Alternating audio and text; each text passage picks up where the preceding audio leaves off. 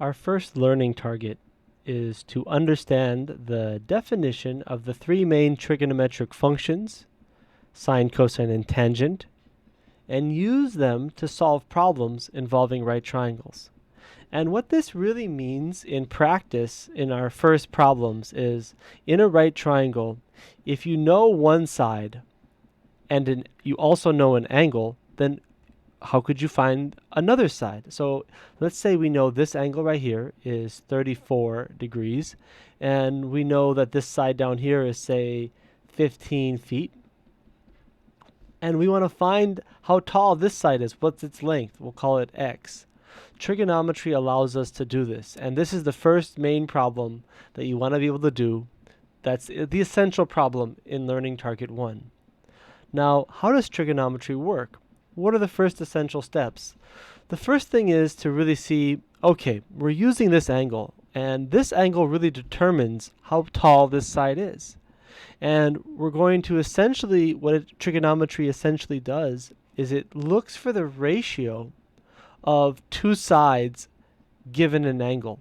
So if this angle got smaller, x would get smaller, and the ratio of x to 15 would get smaller. So x compared to 15, the ratio of x to 15 would get smaller if this angle became smaller.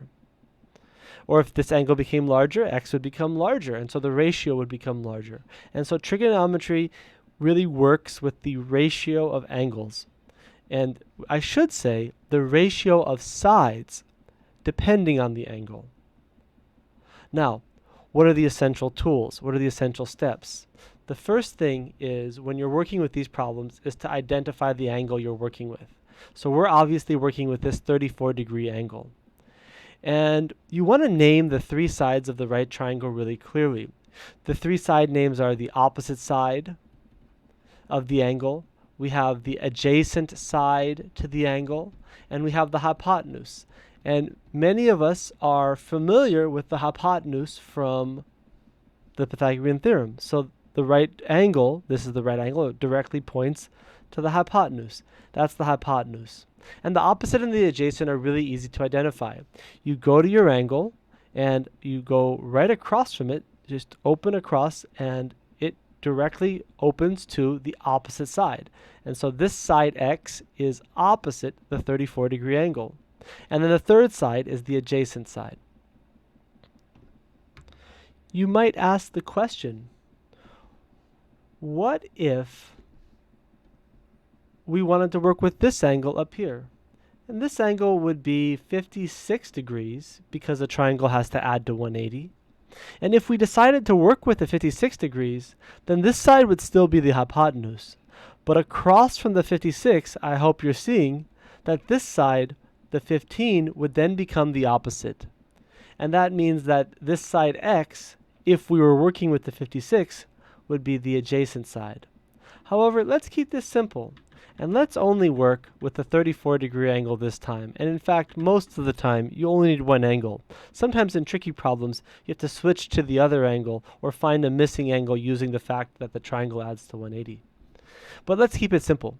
So you label the three sides of the triangle. Now, what's the next thing to understand as we are working with trigonometry?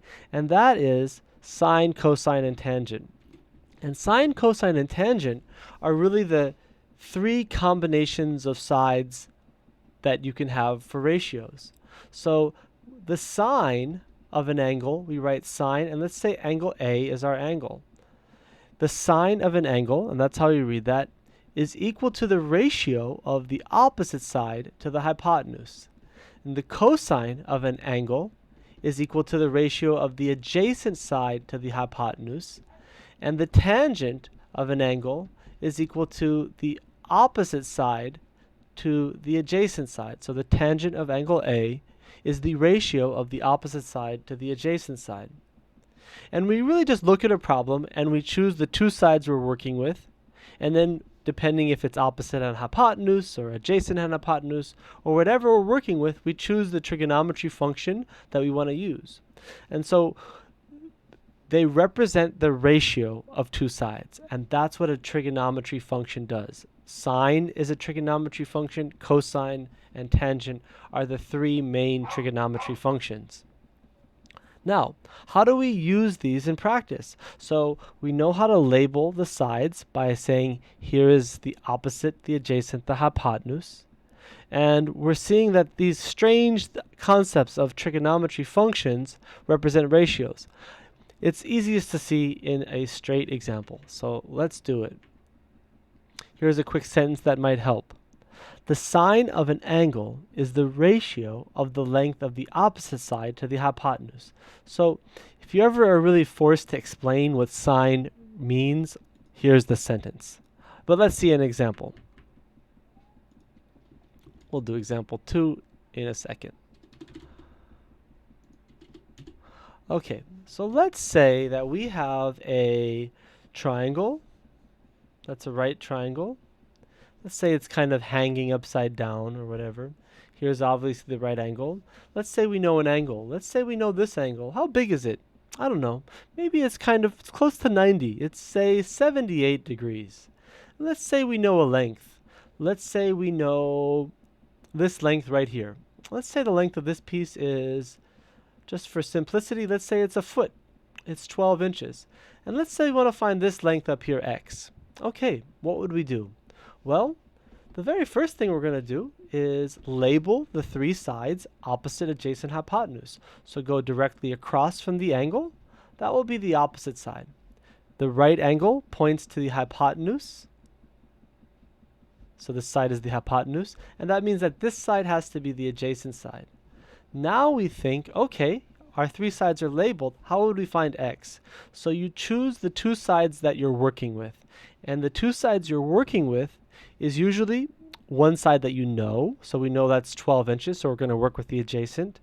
And the other side that we're working with is the side that we're going to find, the x. That's the opposite side. So we're working with the opposite and the adjacent side. And now you think, which trigonometry function is going to represent that ratio? Well, you have to look at your notes or just think for a moment. And the opposite and the adjacent, that's a tangent function. So we're going to use the tangent.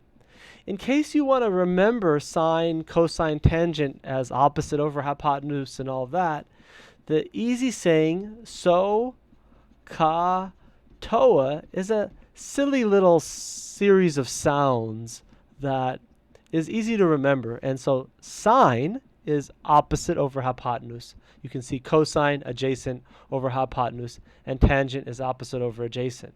And this is really helpful to use and remember. Now, to this problem, we're working with the opposite, and the adjacent. That is tangent. So how do we do this? Well, we were going to use a tangent to represent this ratio. And it's as simple as this. We write the tangent of our angle, and in this parenthesis we put our angle is 78 degrees, of course, and that is equal to the ratio of the opposite to the adjacent, and that will just be x to 12. And so you pretty much start almost all of these problems this way.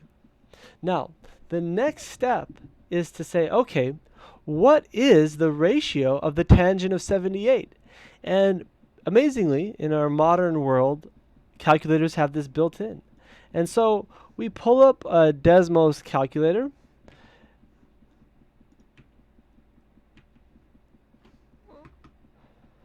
Let's try that again. We pull up our Desmos calculator and we type in the tangent of 78. And that's that button right there, the tangent of 78. And there's the ratio, 4.70463. And we're going to write that in, 4.704. And so we come back and we say, okay, the tangent of 78 was 4.705. I rounded, equals x over 12. And so when you're solving these, you look up this tangent or sine or cosine ratio and you write the equation again and you replace the written tangent of 78 with its actual numerical value. And then you can just solve this using normal algebra. And the easiest way to solve these is to clear the denominator. And sometimes the denominator is a variable and sometimes it's a number. And the way you clear a denominator is you multiply both sides by whatever is in the denominator. So if 12 is in the denominator, you multiply both sides by 12. And this will, of course, eliminate, and we're about to solve for x. And x will be 4.7 times 12. And I'm just going to come back to Desmos, and let's see. So we'll copy this,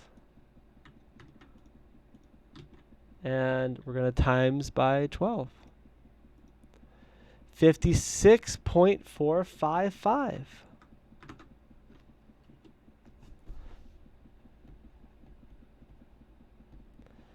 And that is the length of x. So x,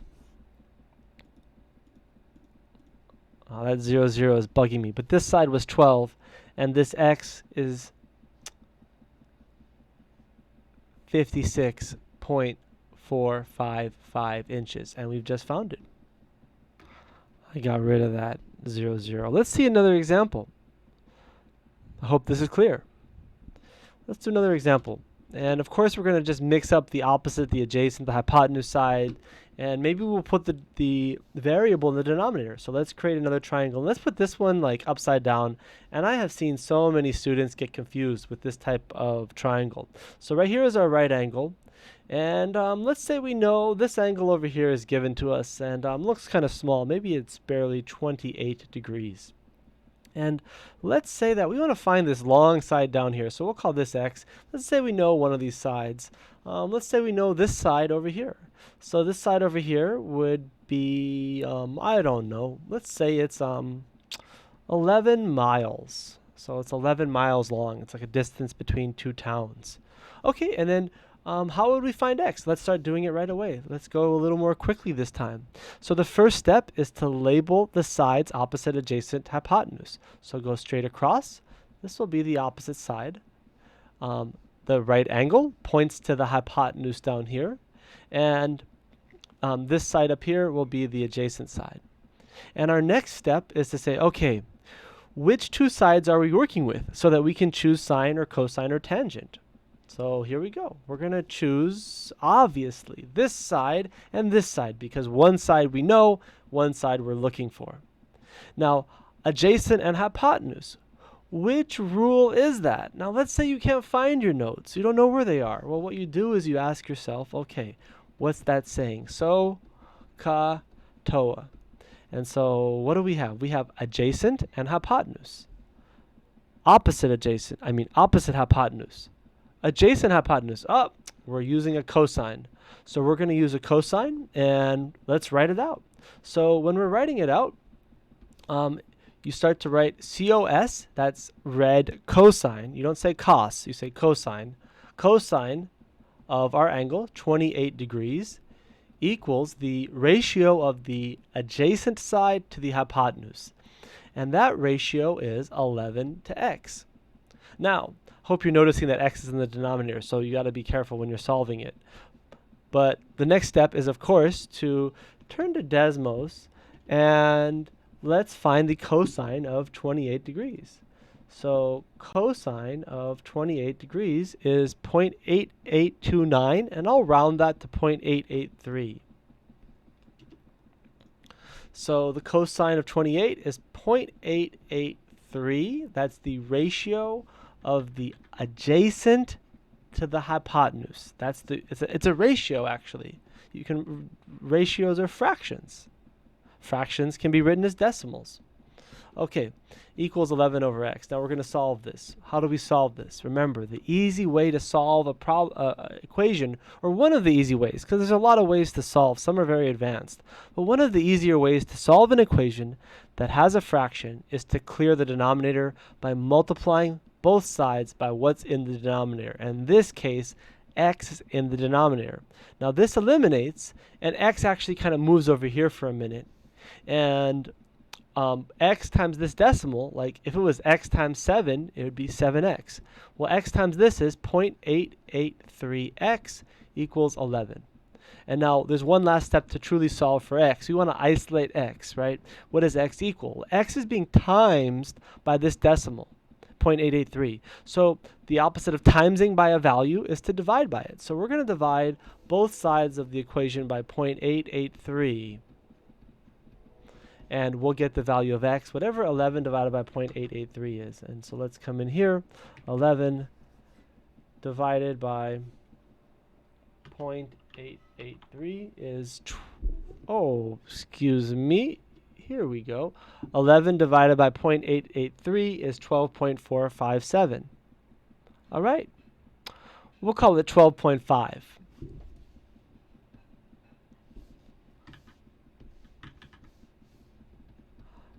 And that is the value of x. So x is 12.5 miles.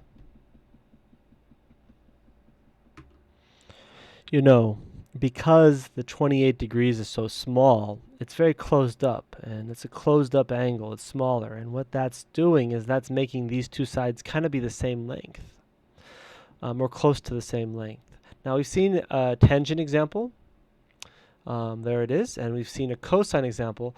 Let's take a look at an example that uses sine. So what would that do? And we're going to do this one quick for the sake of YouTube viewership. So let's create a triangle, and let's make this be a simple right triangle, as easy as pie. There it is.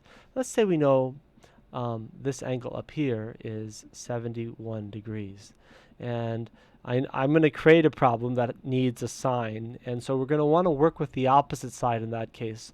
So let's just say this side is x, and let's say we know this side is, who cares, 100 feet, whatever, 100 feet. And we want to find the length of x. So I know it's going to be a sine, but you might not realize that yet. Let's see why it's going to be a sine as our function. Well, first step, label the sides. Look at your angle, go across. That is the opposite side. Why do we call it opposite? Because it's opposite the angle we're looking at. And then the right angle points to the hypotenuse, and this is the adjacent. Now you ask yourself, which two sides are we working with? We're working with one side that we're trying to find, and we're working with one side that we know. So we're looking for x, and we know 100. So we're working with the opposite and the hypotenuse. Sine or cosine or tangent. What is it here? Well, if you don't remember, let's write it again. So, toa. Opposite adjacent, no. Adjacent hypotenuse, no. Opposite hypotenuse. That's the two sides we're working with. So we're going to use a sine. And we're just going to do it kind of quickly.